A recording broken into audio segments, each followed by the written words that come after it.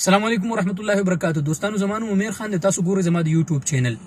دوستانو تاسو ته پته چې په نوخار کې چې کوم واقعیا شوې ده په هغې باندې مونږ خفه یو او مونږ ټول دنیا او د انسانیت داسې واقعات به زه یم چې ډېر کم شوي لکه نن سبا چې زموږ په پاکستان کې کوم واقعات شروع دي. دوستانو په دې کې خلک د میډیا او خاص کر د قانون خبره کوي او وزیر اعلی هم راغلی او هغه وایي چې یاره موږ به دې لپاره قانون جوړو. نو زه تا ته وایم د الله من ته د کوم قانون خبره کوې؟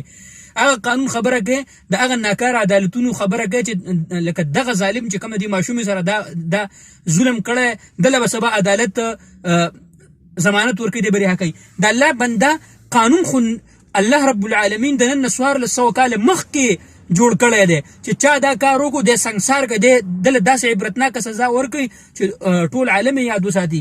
د هغې دپاره دا دی الله تعالی په قرآن کې فرمایي په 2 سپاره کې په سورة البقره کې ولکم فی القصاص حیات، ستاسو دپاره په قصاص کې ژوند دی. ژوند الله تعالی وایي ما ستاسو دپاره په قصاص کې ژوند دی خیر دی.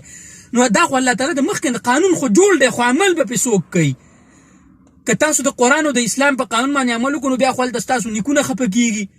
نو او دویمه خبره دا ده چې بیا چې چا داسې کار وکړو د هغه دپاره قصاص او بیا چې چا دا بل ظلم وکړو دا زیادتي او زنا یې وکړو د ماشومې سره نو هغې له خو داسې سزا ورکړي په کاڼو باندې یولئ چې د ټول عالم دپاره او د عالمي دنیا دپاره هغه یو عبرت وګرځي. قانون خو دغه دی الله تعالی په قرآن کې جوړ کړی دی د مخکې نه 1400 کال نه مخکې قرآن زموږ سره به ته قانون موجود دی لیکن د عمل کولو والا څوک نشته. ته چې کوم قانون جوړ کړې د اسمبلی نه پاس کړو دغه نه په هغې به عمل څوک کوي؟ لہذا مونږ دا وایو چې قانون خو الله تعالی جوړ کړی دی د مخکې نه، لہذا فوري په هغې باندې عمل پکار دی. که داسې ونه شوه او دا واقعات شروع نو خلک به قانون په خپل لاس کې واخلي او په خپله به سزا ورکول شروع شي او بیا به دا قانون خاص هم ناکاره دی او بیا به د حکومت د لاس نه بیا هر څه وتي او بیا به په ملک کې د خانه جنګۍ او د افراتفرۍ او دغې.